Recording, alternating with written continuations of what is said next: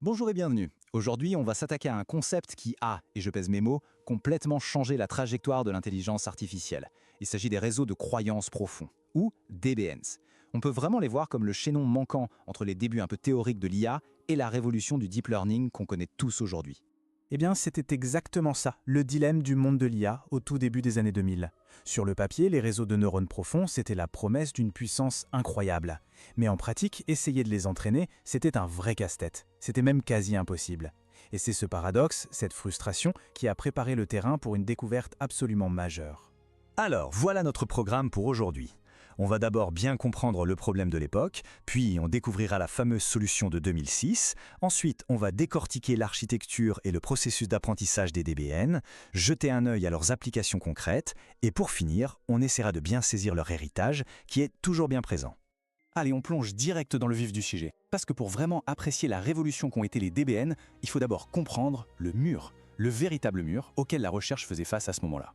Imaginez un peu, vous essayez de descendre d'une montagne immense et hyper complexe, mais dans un brouillard total. Si vous n'avez pas un bon point de départ, vous avez toutes les chances de vous retrouver coincé dans une petite vallée et de ne jamais atteindre le point le plus bas. Eh bien, c'était exactement ça le problème avec l'entraînement des réseaux profonds. L'optimisation, en partant de poids complètement aléatoires, n'arrivait à rien. Elle se coinçait systématiquement. Et puis, arrive 2006. Un article est publié et il va absolument tout changer. Il a fourni la clé qui manquait, le contacteur pour enfin réussir à démarrer ces fameux modèles profonds si puissants. Attention, ce n'était pas une révolution sortie de nulle part, hein. Les briques de base, comme les machines de Boltzmann restreintes, les RBM, ça existait depuis les années 80. Mais c'est vraiment cet article de 2006 par Hinton et ses collègues qui a réussi à assembler toutes les pièces du puzzle. Ils ont proposé une méthode d'apprentissage qui était à la fois rapide et incroyablement efficace. Cette phrase, elle résume parfaitement toute l'innovation. Les mots-clés à retenir ici, c'est glouton et couche par couche. L'idée de génie, c'était d'arrêter d'essayer d'entraîner tout le réseau d'un seul coup.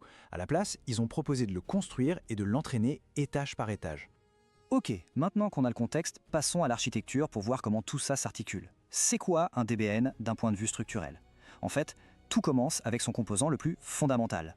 La RBM, c'est la brique de Lego de base. C'est un modèle qui a l'air simple, mais qui est très puissant.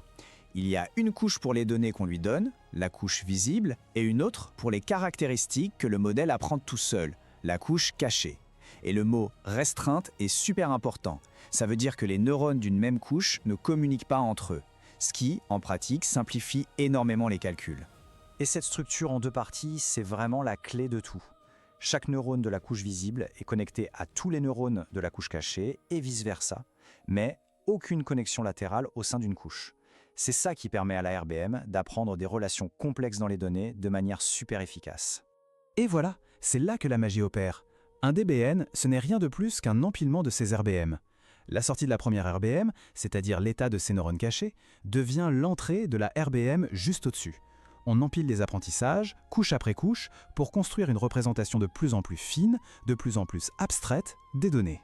Bon, maintenant qu'on a l'architecture, on passe au moteur, l'algorithme d'apprentissage. C'est lui la vraie révolution qui a rendu les DBNs possibles. Et c'est un processus qui se déroule en 2 temps. Le point vraiment crucial à comprendre, c'est cette séparation. On a d'abord une phase de pré-entraînement, qu'on appelle non supervisée. Là, le réseau apprend la structure des données par lui-même, sans qu'on lui dise quoi chercher. Et seulement après, on passe à une phase d'ajustement fin, où on utilise des données étiquetées pour spécialiser le réseau pour une tâche bien précise, comme de la reconnaissance d'images par exemple. C'est ici que réside tout le génie de cette méthode glouton. C'est simple et malin. On entraîne la toute première couche. Une fois que c'est fait, on gèle ses poids. On ne les touche plus. Puis, on utilise sa sortie pour entraîner la deuxième couche. On gèle ses poids. Et on continue comme ça jusqu'en haut. Chaque couche résout un problème plus simple et à la fin, l'ensemble du réseau se retrouve dans un excellent point de départ pour la suite. Cette analogie, elle est juste parfaite. Imaginez construire un gratte-ciel. Essayer de monter tous les étages en même temps, ce serait le chaos assuré. L'approche couche par couche, c'est la garantie que chaque niveau de représentation des données repose sur une fondation solide, apprise par la couche juste en dessous. Ce visuel illustre à merveille l'effet de la deuxième phase. Regardez à gauche, pendant le pré-entraînement, le réseau apprend des concepts très généraux comme des contours, des formes, des textures. Et maintenant, regardez à droite. Après l'ajustement fin, disons pour de la reconnaissance de visage, ces mêmes détecteurs de formes se sont spécialisés pour repérer des yeux, un nez, une bouche. Ok, on a vu la théorie, passons maintenant à l'impact concret. Parce que cette nouvelle capacité à entraîner des réseaux vraiment profonds, ça a ouvert un champ d'application absolument immense. La liste est juste impressionnante. De la vision par ordinateur à la finance, en passant par la bioinformatique ou la robotique, les DBNs ont apporté un outil super puissant pour modéliser des données complexes dans quasiment tous les domaines. Ça a vraiment prouvé la puissance de cette approche. Et les résultats étaient au rendez-vous. Des variantes, comme les DBN convolutionnels, ont atteint des précisions de plus de 95% sur des benchmarks comme MNIST, qui est le test classique de reconnaissance de chiffres écrits à la main. Pour l'époque, c'était une performance de pointe. C'était énorme. Alors, une question se pose. Si les DBNs étaient si performants, pourquoi est-ce qu'on n'en entend pas autant parler aujourd'hui que des CNNs ou des Transformers? Eh bien, c'est parce que leur héritage est plus conceptuel que structurel. La vérité, c'est que le pré-entraînement couche par couche est devenu de moins en moins nécessaire. Avec l'arrivée de beaucoup plus de données, de meilleures techniques de régularisation et surtout la puissance de calcul brute des GPU, il est devenu possible d'entraîner des réseaux très profonds, comme les CNN, directement, de bout en bout, sans cette phase d'initialisation un peu compliquée. Cette comparaison résume très bien l'évolution. Les DBN sont des modèles qu'on dit génératifs, ils apprennent à créer la donnée, ce qui est une tâche très difficile. Les réseaux modernes, eux, sont souvent discriminatifs, ils apprennent juste à tracer une frontière entre des classes. L'approche moderne est plus directe et souvent plus efficace pour des tâches bien spécifiques. Et voilà, on arrive à l'héritage fondamental, celui qui reste. Et cette citation de Yoshua Bengio, un autre grand pionnier du domaine, le résume parfaitement. Les DBN nous ont enseigné la leçon la plus importante de toutes, comment résoudre le problème d'optimisation des architectures profondes. Ils nous ont montré qu'une bonne initialisation des poids, c'était ça, la clé. Et tout ça, ça nous amène à une dernière question, une question pour l'avenir.